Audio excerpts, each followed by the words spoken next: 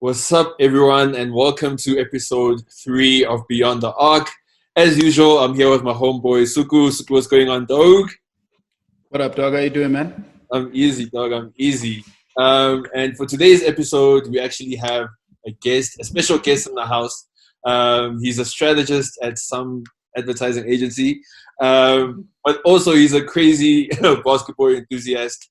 I think he loves the game more than just as much as Suku and I do. What's going on, Lesego Thomas? What's going on, gentle? What's going on, guys? How you guys doing? All It's good. all good, man. Dope to have you on board, bro. Yeah. No, shout out. Thanks for the invite. Yeah, let's get it. Yeah. So We got first the back of all, four in the building, just for those who don't know. That's what I'm talking about. Representing the back four. 4 of the back four in the house. center back. So yo, man. Well, first of all, shout for coming through and joining us for tonight's episode. And then Yeah. secondly, how has life been without the NBA, bro? Hey, man. I mean, look. Of course, there is the documentary that we have to sort of keep us closely attached to the game, whilst the game is not there. Yeah. So that's been quite. It's lessened the blow a little bit, you know. Yeah. So, but also we kind of do miss what's happening currently. I mean, you go online and you're seeing videos of players that are returning from injury, like KD, and then you see him shooting hoops, and you're like, shucks, man. When was the last time I actually got to see a player like KD on the court doing his thing? You know. Yeah.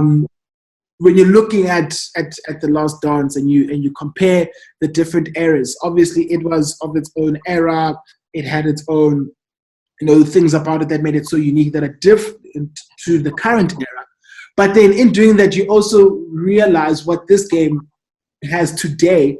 And then you then go back to the fact that it's not happening, and then you then get careful to have it back, whilst there isn't much physicality in today's game, but it's very much technical, and you want to see the technical side of it being played by the James Hardens, and again, the KDs and the LeBron Jameses and the Steph Currys, who was getting back from injury, and he was going off, in his first day from injury, just doing what he does,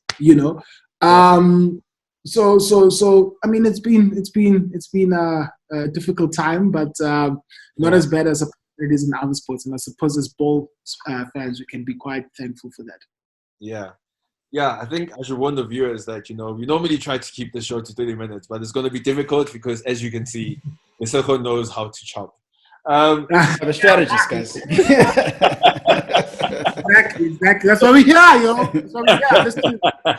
But I'll respect whatever time barrier we have as best as I can. No, it's okay. This is a free platform to talk and spread our love for the game.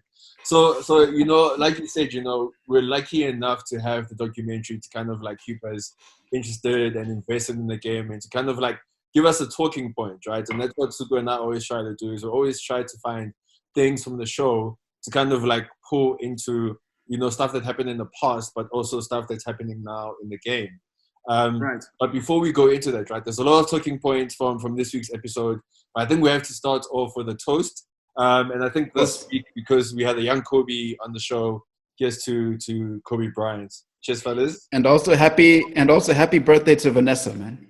Happy It was her birthday. Yeah, it was Yeah. birthday on To Friday. Vanessa Bryant, yeah. Shout out to Suku for warning me. Suku actually warned me on the last podcast, that Kobe was going to make an appearance. So I was like, prepare myself emotionally and then jumped into the show. So before we get into the topic, Suku, you can go first. What was your favorite thing about this week's episode?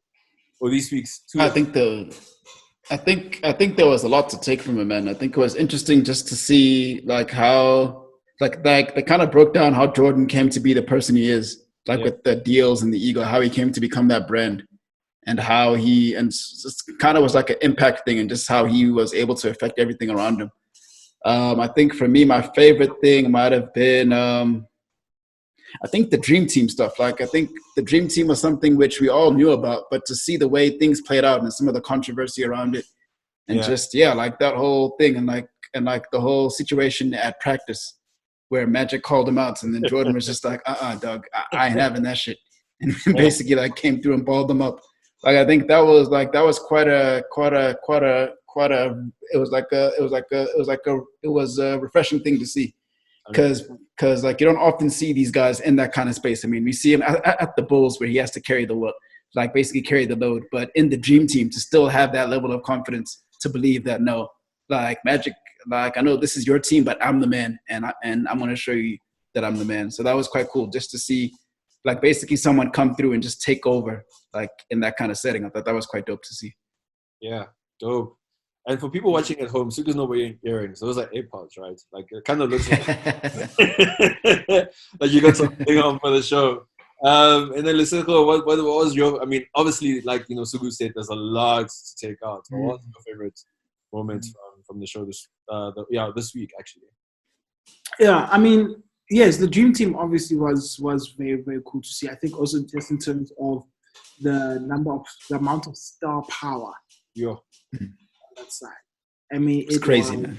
It was absolutely insane. Even guys like a Charles Barkley, a young 92 Charles Barkley, Magic Johnson, Larry Bird, MJ himself. It was the Monstars, man. Yeah, no, it was unreal.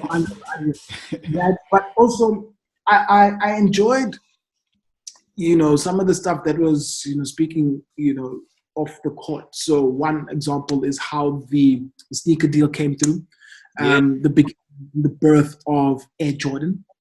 And what was interesting for me is, in the times in which we grew up and we were exposed to, I specifically came through when it was all done. When Nike was as big as it was, MJ is the face of it. The work is done. By the time I was able to comprehend what was done. So I did not. What I completely missed the fact is the brand that Nike was before MJ. So now realizing that now makes you realize just how huge that was, for him, for how huge that partnership was, how huge that deal was, and just what not only did Nike do for MJ, but what MJ had done for Nike as well. I think they projected to make, about $3 million, and they made 126 that year. Yeah. In the first deal, it was absolutely insane. And also, last, and I'll keep that brief, is just the stresses and the pressures that he had to go through, particularly from the media, and just the toll that was on him. You can imagine being at that level for as long as he was, from as early in his career as it was, with all that he had to deal with in the time and the intensity of the league at the time, would obviously take its toll. And I think what that showed was just a nice reminder from all that we hear about MJ that he actually was human as well. And needed a break. I mean, when they won the champion, I think there was a game, I think it was the next game, where he's like, can I just sit here for 30 minutes and maybe just call my wife at home and just, chat to her. I don't want to talk to the media. I don't want to talk to my teammates. I don't want to talk to anyone that's related to the NBA. I just want to be a human being. To myself. So that's why I enjoyed that probably the most, is because of the reminder that it was that as much as MJ could fly, he could do unreal things, he was a human being at the end of the day. No, most def. I think the first the couple of points you guys made is, first of all, the dream team, which is probably one of the best not basketball, but just teams in all sports probably ever. I think some of the Barcelona teams might have something to do about it being the best, team ever in terms of any sports. But, it was a pretty well put together team and it had some really dope superstars. And then I think the interesting thing for me with the sneaker deal with Jordan, firstly was a thing of like, Michael Jordan was an Adidas fan. So he was all about like, but I want an Adidas deal though. Like, why am I even going to Nike? And then secondly was, the fact that his mom had to drag him to be like, dude, just go and at least see these guys. And then for his father to be like, you'll be an idiot if you don't actually take this deal. And from seeing Jordan go from that to in the 92 Olympics, when, they're walking around and, they've just received their gold medals and there's a whole thing that you have to show the Reebok badge and his loyalty to the brand has gone so far at that point. Said he covers up the Reebok badge was just like insane. But I think my favorite moment was, and I think you spoke a bit about it, G, and I think you actually tweeted about it, was, there's something that Barack Obama said about, like, when Jordan was like, I just want to play basketball. I don't care about politics, Yeah. And then his quote was, I'm not going to get it right word for word. But it was like, if I inspire you, that's cool. But if I don't, then I'm not the guy for you. And that's it, dog. And that's it. Like. That's I loved that. I loved that so much. People were touched by that, and I was like, "But then it's like I don't gotta be all of that." Yeah. So I think just, and I think the weird thing is, like, just thinking about all the different elements of the show. I mean, just think about some of the stuff that we've spoken about now. From the introduction of Kobe at the beginning of the episode, and Michael kind of like anointing him as the next Michael Jordan. To the Dream Team, to talking about Lesego Thomas, to talking about Michael Jordan behind the scene, and the betting and the media. Like, they covered all that seamlessly in the 2 hour. Like, I think props to those guys for the way they've put the show together. Yeah, I'd probably say that this sequence was probably like the most engaging, because it took us like beyond the court in like a very real way. Like, it gave us an insight into him. I mean, even the whole Tony Kukoc thing, where they were like, all right, cool. We're going to prove that this guy doesn't belong in the NBA. And they literally targeted him. And then he was like, like... You know what is nice about that, though? I like what it gave insight to is just how much of a killer Michael Jordan actually was. And Scottie actually, like, they were like, oh, you think this plays what? Okay, all right. Is that what you think? Okay, we'll then show you. And in the first game, they were merciless. Like, I mean, even Scottie Pippen himself, Scottie Pippen, he was on the court, he was hard, and he was very skillful, he was very technical, and he was an absolutely brilliant player. But he wasn't, as aggressive mentally and psychologically as what MJ was, or other players of the time. But particularly in that game, so as to prove that point, it was nice to see how Scottie Pippen himself as a player was able to bring that out of him. And add a little bit more of, I suppose, personality and aggression to his game. Yeah. So that was nice. That was nice to see in that instance. Just the level of killer mentality that Scottie Pippen actually has, particularly because the series started with him coming out on the bad side of a 7-year deal, and people were like, how could he agree to do this? And being labeled the nice guy, and that was the persona then, and that was what was believed to be about him then.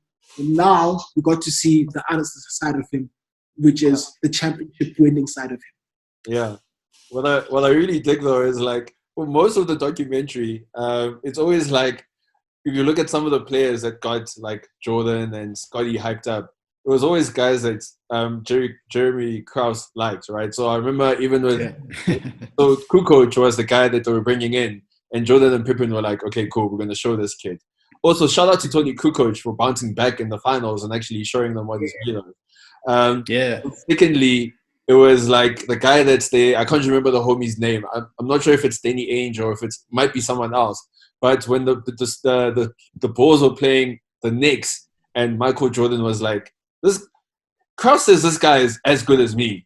I'm going to show him. I'm going to shut this homie down. And I think that's been a hallmark for like most of the series. It's like every time there's someone that Krause liked, those two guys were like, okay, we're going to make a point of showing you that we're better than you.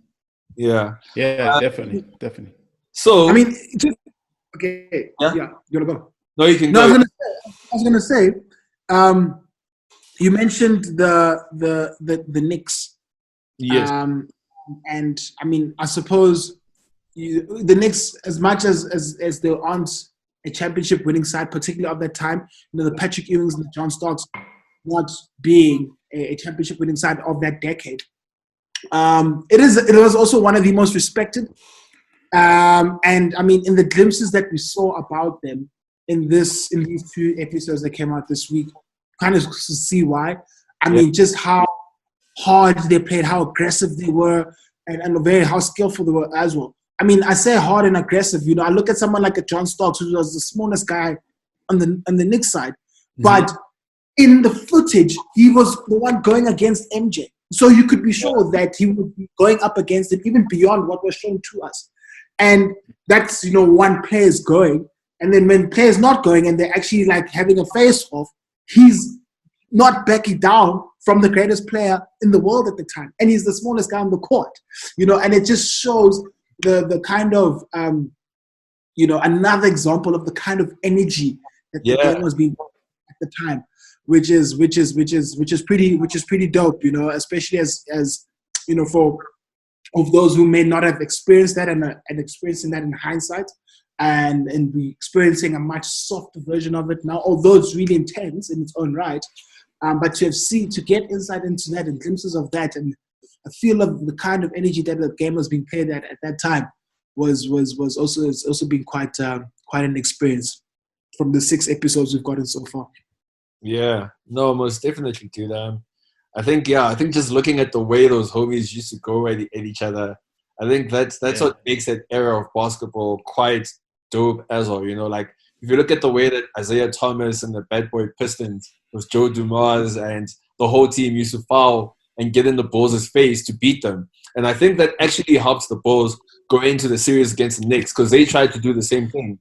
But obviously, the Bulls were already prepared for that because they'd gone through, the bad boys and kind of like knew how to handle that kind of game. But you're right, John Starks. I mean, dog, just seeing Patrick Ewing, that whole team going up against, the Bulls and bringing that kind of mentality. That's the stuff that you love to see in the game, though. Obviously, some of the play was a bit dangerous. Like I remember Rodman pushing Scotty when Scotty was going for a dunk when Rodman was still at the Pistons. But I mean, that's the stuff that made the game so dope to watch back then, right, Sooks?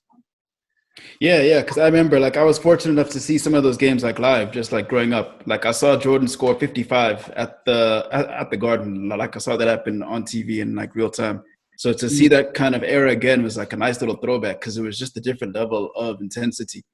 Plus, I think also to your point, one thing that was quite interesting, like, I mean, we saw the Celtics had to hand it over to the Pistons, and then the Pistons handed it over to the Bulls. The Bulls never handed it over to anyone. Yeah. Like they literally were just like they left on their own accord. Like no one took them out. Like that's the crazy thing about them is that like, and that also speaks to like the mentality of like a Jordan and like the mentality of that team is we can like, I think it's safe to assume that if Jordan didn't leave for those 2 years, they would have won 8 straight championships, which is insane to think about. Yeah. I actually saw a video where Dennis Rodman and Scottie Pippen were like, because the next season was a lockdown season, right? So it was only 50 games. And Scottie Pippen was like, dog, we were going towards the end of our careers. We were old then. But, I mean, the lockdown would have given us time to recover, to rest, to get back into the groove. We would have gone 50-0. I'm like, wow, okay. Like the confidence that these guys had, it was also like insane. Yeah, because I think he just rubbed off on the whole team eventually. Like when you've got someone like that, I mean, it's like similar to what Kobe did for the Lakers, but obviously I think he had to carry it like a lot more because it was like a transitional era. But I think for Jordan's era, like people knew, like, dude, it's basically like you're not just an athlete, you were almost similar to like almost similar to like a gladiator entering the arena. It's like that's what it felt like. Yeah. During those eras, like, dude, we're basically going to battle here. Like, this is going to be a hard, like a hard-nosed match. There's nothing pretty. I mean, like in that era, the 3-point game wasn't the way it is now. So everyone went towards the hoop, and you had to get dirty in there. So it was very interesting. Even on that, I mean, I recall a Dennis Rodman interview that he did right now. I mean, he was promoting his 30 for 30, and he was doing so on First Take. And he was asked a question: who does he think the current Golden State Warriors team against his Detroit Pistons team, who would have, right?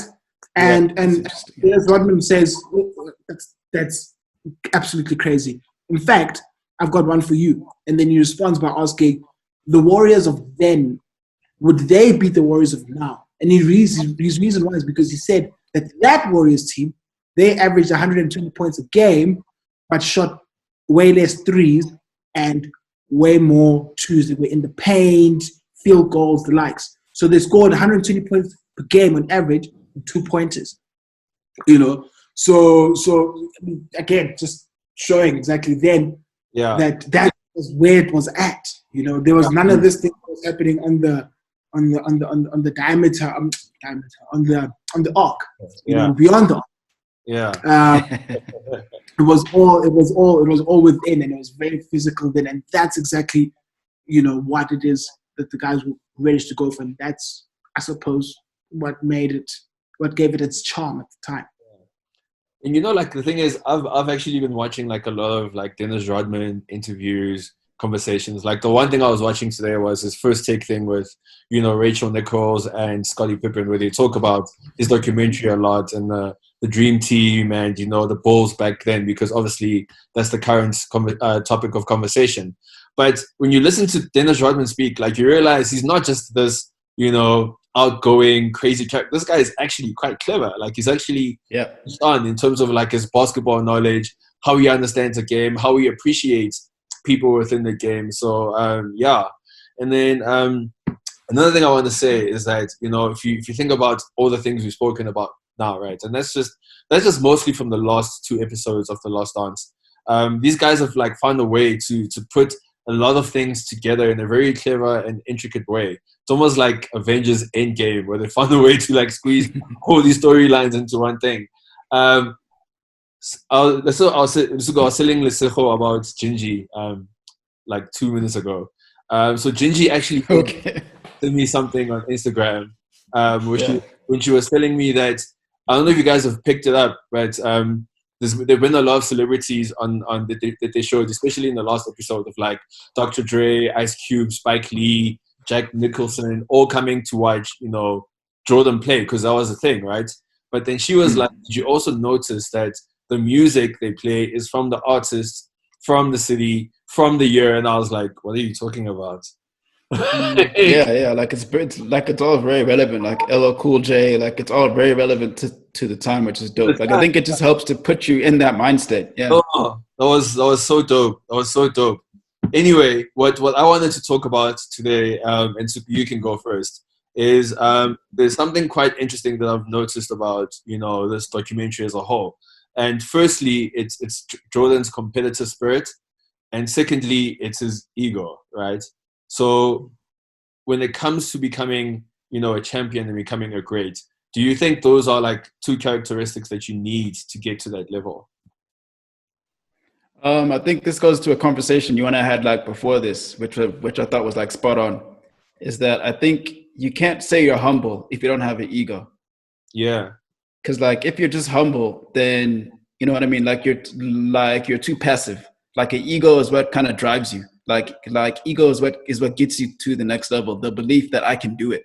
So like I think for someone like Jordan, obviously his is just like insane. Like it's an insane competitiveness, which he mentioned came from his brothers, where where like basically literally within his own family, he was competing.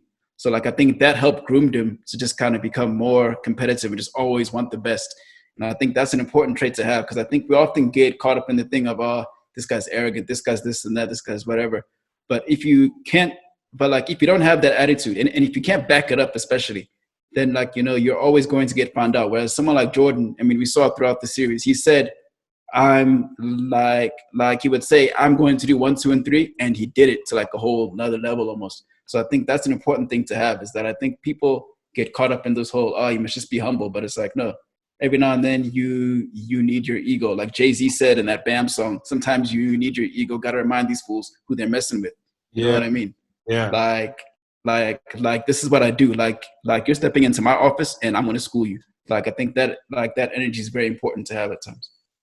And what do you think, Lesego? Do you think that like we said earlier on, like that's absolutely spot on. You can't be humble and have an ego. Like it's either so you're humble and, you know, you're very passive, or you have, and there's also nothing wrong with having an ego. Like having an ego sometimes can be a bad thing depending on how you use it, but then if you use it to back yourself and build yourself, it can be a good thing too. So Lesego, on that note, right, do you think that Jordan would have been as great and, you know, the champion that he is today if he didn't have an ego? Because if you look at it, like look at the Jordan thing that Suku spoke about at practice with the Dream Team in '92, where Magic Johnson was like, yeah, if you want to win this game, then you have to go Air Jordan. And he was like, okay, cool, I'll show you. Or even when they were playing against the Knicks, and someone said something to him, and he was like to Magic Johnson, watch, I'm gonna put this guy on like skates tomorrow. I'm gonna show him what time it is. Do you think like he'd be as great as he is without his ego? No, I don't think so. Because I mean, let's you see someone like in Jordan's in Jordan's case, right? I think the thing that makes him so great, right, is there have been players that have been talented, right? I mean, you look at someone like LeBron James, Kareem, Larry Bird, and Magic Johnson, right? But it's the smaller details that make Michael Jordan so great. I mean, like, you look at all that is available about Michael Jordan, and the question that's asked, what is it? It's very difficult to explain because it's so nuanced. It's the difference between going up for a layup with three guys and coming down without having scored, or being determined to go through those three guys and put it up, and then look at all three of them in the face and then saying that this is going to happen all night. Right? Yeah. And the source of that is the belief, just what Supu says. I think once you contextualize ego as, self-belief, which I think is what Jordan had so much of, to the point where it does come across as being brash potentially, but definitely egotistic. But it is belief in his ability. And that's what drove him from his college days to his rookie year and for the rest of his career. It was just the drive that he had and the belief that he had, because he knew he was as great as he was, and he wanted to win ultimately. So I think without that, we're not talking about MJ as much as we're talking about him right now. True story. And I think also just to add on to what you said, I think also we may have contextualized it as ego and having self-belief, but it's also about putting in work, right? Because I think part of having self-belief and having an ego is knowing that, because I think some people have an ego without being able to back it up because they haven't put in the work. Whereas with Michael Jordan and guys like LeBron James and I think all those guys that you mentioned also had egos, or also have egos, because you can't be great without an ego, in my opinion. But also, to be great, you have to put in the work. And I think that's why Jordan knew he could do this or do that, or take on this guy or take on that guy, because he knew he'd put in the work. He knew he would still put in the work to make himself better. And that's why he had so much confidence in himself. And I think Sugo and I were even talking about it, like someone like, if you look at other sports, Lionel Messi is a humble guy, but on the field, he's probably got the biggest ego because he knows what he can do and he knows how talented he is, right? Muhammad Ali had an ego. Tiger Woods had an ego. So it almost goes hand to hand, like it almost works hand in hand, that if you want to be great, you need to have an ego. And another thing is, some of the guys I mentioned, like Muhammad Ali and Tiger Woods, they have like individual sports, right? So you have to basically push yourself. So one thing that's also become a bit, topical in this documentary is, was Michael Jordan an asshole to his teammates? What do you guys think? No. I think Michael Jordan was focused. Yeah. He was focused on winning. Yeah. And he was focused on winning almost at any cost. Obviously ethically, but at any cost. We're not going to stop at anything until we win. And he was hard on his teammates because he knew that it was possible, but it wasn't easy. Yeah. And then he was bringing everybody. So again, yes, they come across as like, oh, shucks. I wonder how that teammate could take that. But at the end of the day, if everyone, I think it's a case of everyone just understanding the role that they play en route to the bigger goal that he is the leader of, and everyone acknowledges him as the leader. So if he's going to be hard, it's not difficult to interpret that as a place that's personal in terms of where it's coming from. But that coming from a deep will to win, and which was infectious on the rest of the team. And that's why they ultimately were able to win 2 3-peats, all in all 6 championships. So no, I wouldn't say he was a leader. I'd just say he was a focused winner. Yeah, and I mean, Yeah, I think that's also the thing is like the thing that shows you he was a good leader to a degree as well is that none of his teammates hate him, you know. So I think if he was a crappy leader, or if he was an asshole, then no one in this team would mess with him. I mean, he did punch Steve Kerr, which is a little bit sad, but I suppose it's part of the game. But I mean, Sugu, we've also spoken about this, right? About how there's different styles of leadership, right? So Steph Curry is more of a quiet leader, whereas Michael Jordan is more of like in your face. I'm gonna pull you guys and drive you towards the championship. If you were to choose a leader to follow, which leader would you follow? Would you go with the Michael Jordan, like the pull you by the balls type, or would you be like a Steph Curry who's just like, come on guys, you can do this. Let's all go. And I love Steph, by the way. Yeah. I think it's a bit tricky because there's more to it than that. Because I think what Steph does is Steph is smart enough to know that, look, like for example, if you look at the KD situation, he knew that for that team to succeed, KD's got to feel loved. So he's like an empathetic leader, which for that instance was definitely needed. Because I think that's what helped them win those championships once KD was there. Because I think if you look at it, that season when they went 73-9, when they needed someone to go Jordan against the Cavs, he wasn't there to do it. So obviously, in that instance, that's where you would definitely need someone like your Jordan will get you through that situation time and time again. So I think for Steph, he's the kind of guy whom, if you surround him, I mean, I guess it kind of goes for both of them. But if he's surrounded by enough, he'll almost make the most of, he'll amplify your strengths by how good he is at facilitating for other people. Whereas Jordan is the guy who's like, cool, I know all of us are good, but when the heat is on, I'm going to carry us there. I'm going to be I'm going to be the general of this team. And I'm going to drag you all there, basically by your ankles. I'm dragging you guys to the promised land. So I think for me, it's just kind of tricky, but I guess Jordan's is the one you would want, because he's the one that's going to kind of get you those championships. Whereas I think Steph is going to keep everyone happy and just sort of make sure that the love is spread. Because that's why Golden State has that thing where Klay Thompson can stand up. Where when they had KD, a KD can step up. I mean, Draymond often sometimes runs the offense, and I think he's good for teams or a situation where you have multiple weapons. Whereas if you have one focal point, that triangle offense is made for guys like a Jordan and Kobe. So I think it just depends on the system you're working with. Yeah.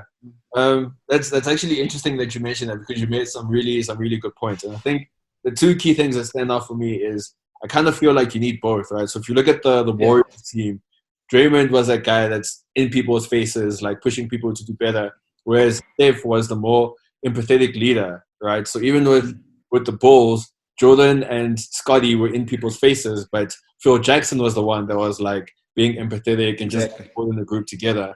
And the crazy thing about Steph is, even with KD, and apparently part of the reason that KD left was it still felt like Steph's team, because that's just how Steph kind of drew people to him just by his empathetic nature. You don't always have to be in people's faces.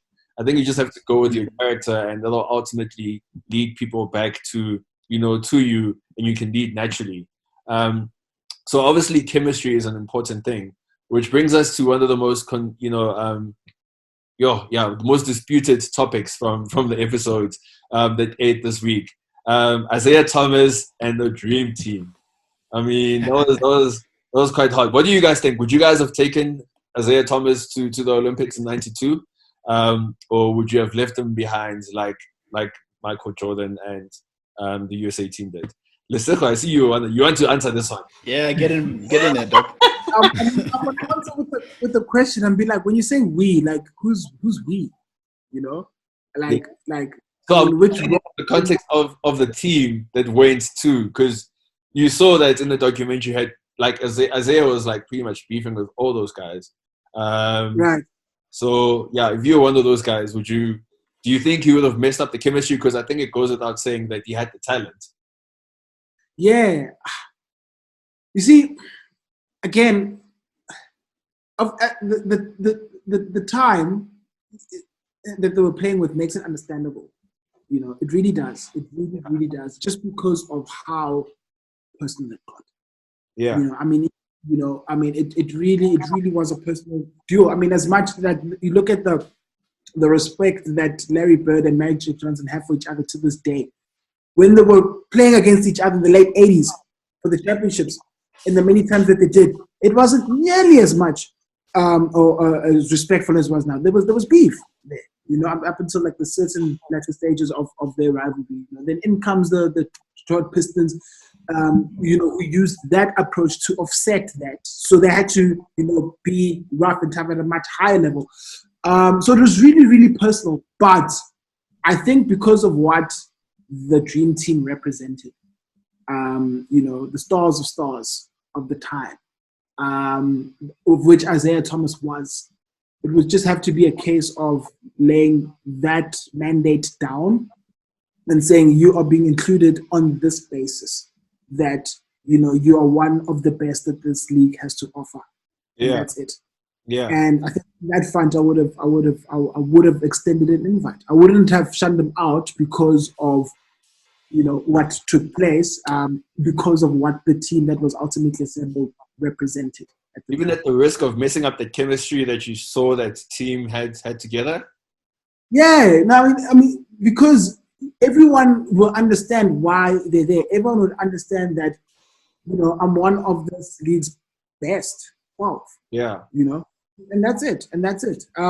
So, yes, at the times, and also Isaiah Thomas would have been outnumbered because everybody else would have been on the same page in terms of the kind of chemistry and camaraderie that they're trying to build. Someone like an Isaiah Thomas would have offset that. So if it meant as much to be part of that team, then there would have to be some sort of assimilation to whatever culture was being set. Yeah. And if you want to be a part of it, then you would have to ascribe to it. But I think, you know, with the criteria being the best available players of the time, I would have at least offered him the invitation and let him make up his mind in terms of whether he wants to be part of the team. No doubt. Yeah. So I'm a firm believer of, like, documentaries tell you the story, but they don't always tell you the true story or the real story. So what I love about basketball players is they're not actors, right? They're basketball players. Oh. We all work in advertising, and we know what it's like to shoot an ad with an athlete. Sometimes you get good performances, sometimes you don't. So the interesting thing for me has been seeing, like, I watched an interview with Pippen and, you know, Magic Johnson on separate occasions where they addressed this thing with Isaiah Thomas and even Charles Barkley, you know. So I think the whole thing was like on the show. On the documentary, Jordan is like, it wasn't my decision not to invite Isaiah Thomas. He was like, the whole team felt that way. And then on his thing, Charles Barkley is like, I didn't even know that, you know, Isaiah Thomas wasn't invited. So it's like, okay, it's things like that. And then you do get the sense that it wasn't just Michael Jordan, but there were a few other players, but it wasn't the whole team that didn't want him to play. So I don't know, Sugu, what was your take on it? Do you think it was an MJ thing where he was like, I definitely don't want this dude to play? Or was it like, do you think there was more to it? Like there were a few other players, not necessarily the whole team, but a few other players were like, nah, fam. Personally, I think it was marketing and like a brand thing. Like Isaiah Thomas is very controversial. Like he had instances where he made a comment where like Dennis Rodman made the comment, but then Isaiah backed it up to say that if Larry Bird was black, he'd just be like another black dude. And that really killed his reputation in the media.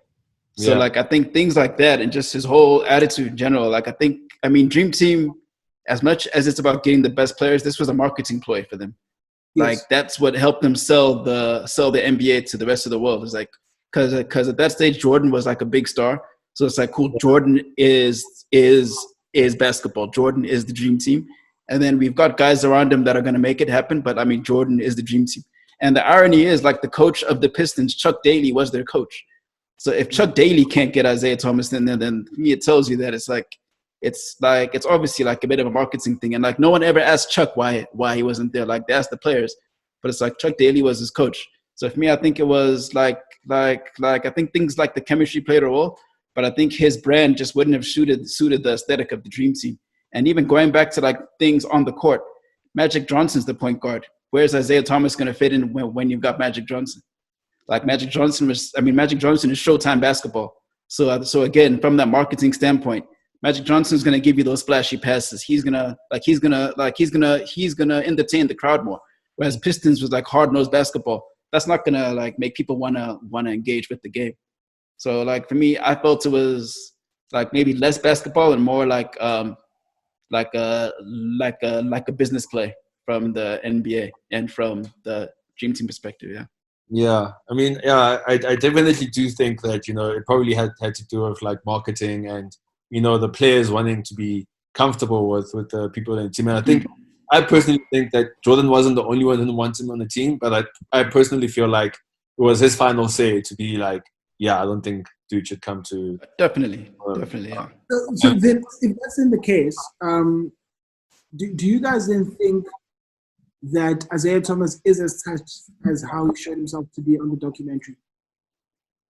Yeah, definitely, 100%. I mean, did you see his post where he posted the photo with Mandela recently? I mean, his name is being dragged through the dirt, but he's like, well, fuck you guys. I've got the photo with Mandela. Your hero doesn't have that. You know what I mean? Like, that was just like, fuck you. It's everyone talking shit. Also, like, I don't understand why everyone's giving Isaiah Thomas, you know, such a bad time. Like, he and so many basketball players who played against him have said Magic Johnson is probably the best point guard of all time. But the best pure point guard is Isaiah Thomas and then John Stockton. And funny enough, it was a choice between Stockton and Isaiah Thomas, and they went to Stockton for, you know, reasons we've just discussed. And then before we wrap up the show, we have to do something that, you know, that kind of speaks to the culture a little bit. The Air Jordan ones in this game in Chicago. I can't remember if it was his last game in Chicago or the game. I don't know. In New York. New York, yeah, Madison Square. They put on the first pair of. How dope do those sneakers look even back then, bro? Like, how fresh were those sneaks, fam? Timeless. Excuse me, timeless. It's the only way, man. I agree. It's the only way to describe them. I mean, you know, first wearing them in the 80s. So they were birthed in the 80s. You know, he wraps up his time at the Garden in the late 90s. Then come the 2000s. We are now in the 5th decade since. They look as fresh as ever. It's the craziest thing. It's the craziest thing. And what's crazy is they're still uncomfortable, but we still wear them. Those shoes are not comfortable. I mean, this is new information for me. Yeah. That they're as comfortable as what you say they are. So no, they are not comfortable at all. So yeah, like no, you can want to make a plan with that, or no, like they haven't even upgraded the design. They stuck to the original. Like they're great shoes to wear, but you can't wear them forever. Yeah. You have to pick and choose where you wear them. But I love my Jordans. I wouldn't change them for anything. Yeah, no, definitely. So on that note, guys, it's been we actually went on for quite a bit. And I have to admit, Lesego, you were on point, succinct, to the point, you know. So, it was good to have you, man. Good to have you. Proper. So I'm going to give you guys to say your final notes, whatever it is you want to say. Zuku, you can go first and we'll let Lesego go last. Yeah, man. Looking forward to more episodes of the Back Four series. I want to say thank you to everybody for the love that they've shown to the podcast since we've gone into this sort of new format during lockdown. This is beyond the this is not the Back Four. Yeah, okay. Yeah, but let me shout out the homie Lesego as well. Like, check out the Back Four. That's some dope content. I've been checking that out. But yeah, also just for us and our side, we just want to thank you guys for all the love we've been getting, and we hope you keep tuning in. We're gonna keep on doing this for the time being, and yeah, just stay safe out there. Yeah, man. I just want to say, Lesego, it's been dope having you on the show. I mean, we talk about basketball all the time, on air, off air. out while people are partying and getting drunk. We're like Yes. in the early hours, recovering from hangovers. We're out talking basketball. So I mean, I know you're busy with work as well, killing it at VML with your strats. So really appreciate you coming through, and everyone, like Suki said, who's been tuning into the episodes, subscribing even, which is insane. Yo, much love to everyone who's supported us from day one, and everyone who's still supporting us today. It's my turn. Yeah, take it. Yeah, no, gents, shout out. First of all, thank you very much for the invitation, gents. I mean, it was a long time coming, if we were to be honest. So for us to have finally gotten it done, it's been dope. I am very sure that this is not going to be the last version of this that we do have. We'll definitely have more partnerships like this. We'll invite you over to our side sometimes to chop up some more basketball. I've got a few other homies there who I'm sure will be more than welcome, more than happy to have a much bigger basketball conversation. So we'll definitely talk about that. But as it pertains to the show, as it pertains to Beyond the Arc, big ups from my side, guys. I've really been a fan of the work that you guys are putting in, the passion that you're showing on the show, and just feeling the passion for the game coming through the podcast. I think it's been really dope. I can only support you guys to continue pushing. And yeah, long live ball, because ball is life. Ball is life. Yeah, man, straight up. You guys Mamba forever, low key as well. You guys are proving the misconception that basketball is for people with Valdo C accents. Anyway, until the next episode, cheers, everybody. Salute. Salute.